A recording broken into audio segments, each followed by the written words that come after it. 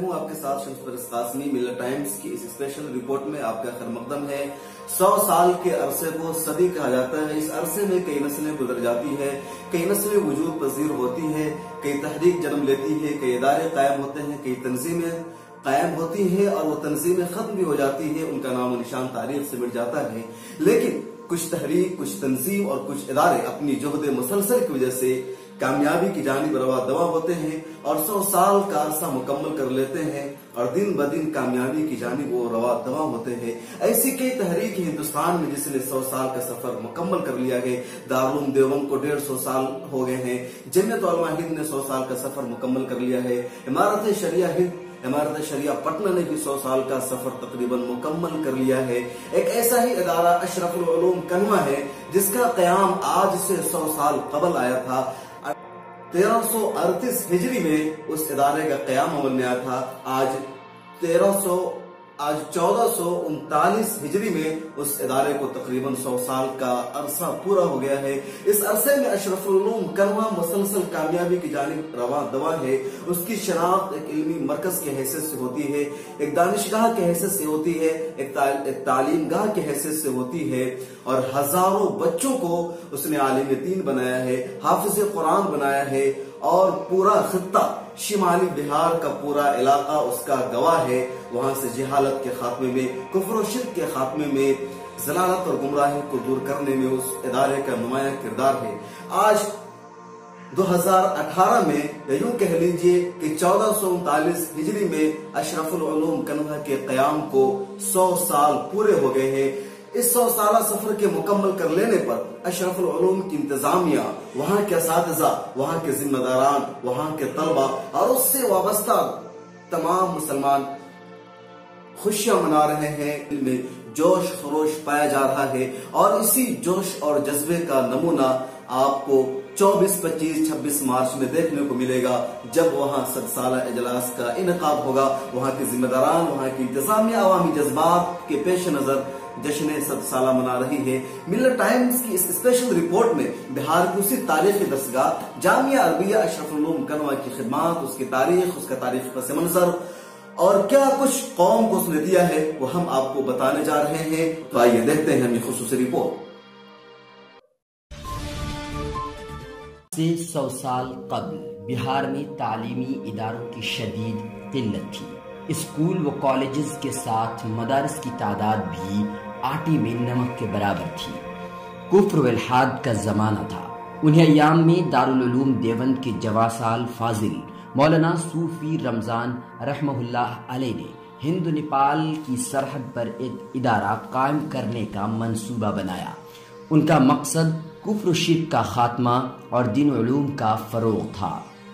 چنانچہ 1338 ہجری مطابق 1918 میں کنہوا کی ایک بستی میں انہوں نے ایک تعلیمی ادارہ قائم کیا۔ اپنے شیخ حکیم الامت مولانا اشرف علی تھانوی سے منسوب کر کے اشرف العلوم نام رکھا۔ کنہوا کے ایک زمیندار شخص مرحوم واعظ گماشتہ اپنے 2 نواسے کو لے کر مدھوبنی میں واقع مدرسہ محمود العلوم دملہ پہنچے۔ وہاں ان کی ملاقات سیتا مڑی کے ایک استاذ مولانا عبدالعزیز بسنتی رحمہ اللہ سے ہوئی۔ مولانا بسنتی رحمہ اللہ نے مرحوم واعظ گماشتہ سے کہا کہ آپ کے 2 بچے یہاں داخلہ لے کر تعلیم حاصل کر لیں گے، لیکن پورے خطے کا کیا ہوگا؟ وہاں کوئی مدرسہ نہیں ہے، کوئی تعلیم گاہ نہیں ہے۔ گماشتہ مرحوم نے پوچھا آپ چاہتے کیا ہیں؟ پھر مولانا نے بتایا کہ آپ اپنے علاقے میں ایک مدرسہ قائم کریں۔ یہ بات ان کے ذہن و دماغ میں گردش کرنے لگی۔ گھر آ کر انہوں نے مدرسہ قائم کرنے کا فیصلہ کیا۔ سیتا مڑی کے ایک گاؤں آواپور سے تعلق رکھنے والے دارالعلوم دیوبند کے نئے فاضل مولانا صوفی رمضان علی سے ملاقات کر کے اپنا منصوبہ پیش کیا۔ زمین کی تلاش کا سلسلہ شروع ہوا، مختلف جگہوں کا انتخاب ہوا، لیکن بات نہیں بنی۔ ایک دن مرحوم گماشتہ کے ایک کھلیان پر مولانا صوفی رمضان علی کے جانے کا اتفاق ہوا، جہاں سے انہیں علم کی بو آئی۔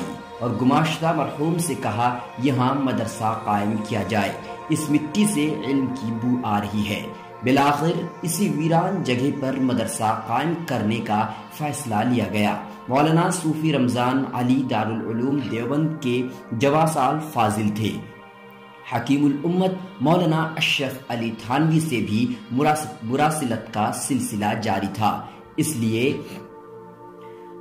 اپنے شیخ کے نام منسوب کرتے ہوئے انہوں نے اشرف العلوم اس کا نام رکھا۔ سو اتفاق مولانا صوفی رمضان علی کی عمر نے وفا نہیں کی۔ 1338 میں مدرسہ قائم ہوا اور 2 سال کے بعد 1340 میں اس دار فانی سے کوچ کر گئے۔ ان کی وفات کے بعد رفیق ہمدم مولانا عبدالعزیز بسنتی رحمہ اللہ علیہ نے دملہ سے یہاں آ کر اس ادارے کی باغ ڈور سنبھالی اور 1971 تک اشرف العلوم کے نوک و پل کو سنوارتے رہے۔ اشرف العلوم سیتا مڑھی کے جس گاؤں میں واقع ہے اس کا نام کنہوا ہے۔ یہ ہندوستان کا آخری گاؤں ہے۔ یہاں ملک کی سرحد نیپال کے گاؤں شمسی سے ملتی ہے۔ اشرف العلوم کنہوا کا شمار ہندوستان کے نمایاں مدارس میں ہوتا ہے۔ تقریباً 700 سے زائد طلبہ یہاں زیر تعلیم ہوتے ہیں۔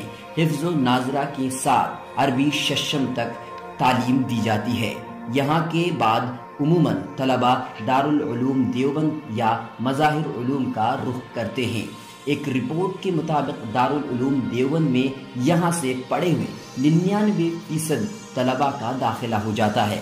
عربی اور مولویت کی تعلیم کے حوالے سے پورے بہار میں اشرف العلوم کو خصوصی امتیاز حاصل ہے۔ یہاں سے فارغ طلبہ مختلف میدانوں میں دنیا کے مختلف خطوں میں نمایاں کارنامہ انجام دے رہے ہیں۔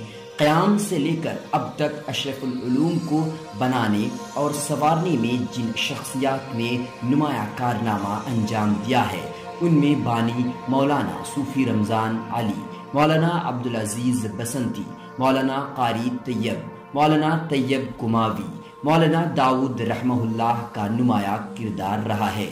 علاوہ ازیں موجودہ محتمم فقیہ ملت مولانا زبیر احمد قاسمی اور نائب محتمم مولانا اظہار الحق مظاہری کی خدمات بھی ادارے کی تعمیر و ترقی میں ناقابل فراموش ہے۔ اشرف العلوم کے محتمم فقیہ ملت مولانا زبیر احمد قاسمی نے ملت ٹائمز سے بات کرتے ہوئے بتایا کہ اشرف العلوم کی شروع سے تعلیم 100 سال مکمل ہونے پر عوام کی خواہش اور مجلس شورا کے فیصلے کے بعد سہ روزہ اجلاس عام کرنے کا فیصلہ لیا گیا ہے تاکہ اشرف العلوم کی 100 سالہ خدمات سے عوام کو واقف کرایا جائے۔ یہ موقع تاریخی اور قابل فخر ہے۔ کسی بھی ادارے کی عمر کا 100 سال ہو جانا ادارہ، اس کے بانیان، معاونین، مخلصین، ذمہ داران اور سبھی وابستگان کے لیے باعث فخر ہوتا ہے۔ اشرف العلوم کنہوا کے نائب ناظم مولانا محمد اظہار الحق قاسمی نے ملت ٹائمز سے بات کرتے ہوئے بتایا کہ 100 سالہ اجلاس کی نوعیت مروجہ جلسوں سے مختلف ہے۔ یہ سہ روزہ اجلاس رات کے بجائے دن میں ہوگا۔ تفصیلات سے آگاہ کرتے ہوئے مولانا نے بتایا کہ 24 مارچ کو 3 نشستیں ہوں گی۔ پہلی نشست 8 بجے صبح سے 1 بجے تک، دوسری نشست عصر تا مغرب، تیسری نشست مغرب تا 11 بجے شب، جبکہ 26 مارچ کو آخری نشست صبح 8 بجے شروع ہوگی اور 1 بجے دعا پر 100 سالہ اجلاس کا اختتام ہو جائے گا۔ 100 سالہ اجلاس میں ہندوستان کے جید علماء کرام کو مدعو کیا گیا ہے، جن میں دارالعلوم دیوبند کے محتمم مولانا مفتی ابوالقاسم نعمانی، آل انڈیا مسلم پرسنل لا بورڈ کے جنرل سیکرٹری مولانا محمد ولی رحمانی، جمعیت علماء ہند کے صدر مولانا سید ارشد مدنی، دارالعلوم دیوبند کے نائب محتمم مولانا عبدالخالق سنبھلی، اسلامک فقہ اکیڈمی انڈیا کے جنرل سیکرٹری مولانا خالد سیف اللہ رحمانی، جامعہ اشاعت العلوم عقل قوا کے بانی و محتمم مولانا غلام محمد وستانوی آل انڈیا یونائٹڈ ڈیموکریٹک فرنٹ کے قومی صدر مولانا بدر الدین اجمل قاسمی، جمعیت علماء ہند کے جنرل سیکریٹری مولانا محمود مدنی، امارت شرعیہ کے ناظم مولانا انیس الرحمان قاسمی وغیرہ اہم کے نام سر فہرست ہیں۔ علاوہ ازیں بہار کے وزیر اعلیٰ نتیش کمار اور اپوزیشن لیڈر تیجسوی یادو کی بھی شرکت متوقع ہے۔ 100 سالہ اجلاس میں اشرف العلوم کرہوا میں حفظ و دور کرنے والے تمام طلباء کی دستار بندی ہوگی۔ اشرف العلوم کی تاریخ، فتوا اور اس طرح کی کتابوں کا اجرا عمل میں آئے گا۔ علماء و ائمہ اور اہل مدارس کے لیے خصوصی نشست ہوگی۔ 100 سالہ اجلاس کی تیاری جوش و خروش کے ساتھ جاری ہے۔ عوام و خواص دونوں میں جوش و جذبہ دیکھا جا رہا ہے۔ سوشل میڈیا پر بھی اشرف العلوم کی تصاویر اور اجلاس کی تیاریوں کی سرگرمیوں کو یوزرز بڑی تعداد میں شیئر کر رہے ہیں۔ ملت ٹائمز کے لیے منور عالم کی خاص رپورٹ۔ ناظرین، اشرف العلوم کی خدمات پر اس کی تاریخی پس منظر میں یہ تھی ملت ٹائمز کی خصوصی رپورٹ۔ ہمیں دیکھنے کے لیے، یہ رپورٹ سننے کے لیے آپ کا بے حد شکریہ۔ اگر آپ کو رپورٹ اچھی لگی، آپ چاہتے ہیں کہ اشرف العلوم کی تاریخ، اس کی خدمات اوروں تک پہنچے، کچھ اور لوگ اس سسٹم کو، اس نصاب کو، اس نظام کو فالو کریں، تو آپ ہمارا تعاون کیجیے، اس ویڈیو کو اپنے دوستوں سے شیئر کیجیے۔ شکریہ، پھر ملاقات ہوگی ایک نئی رپورٹ میں۔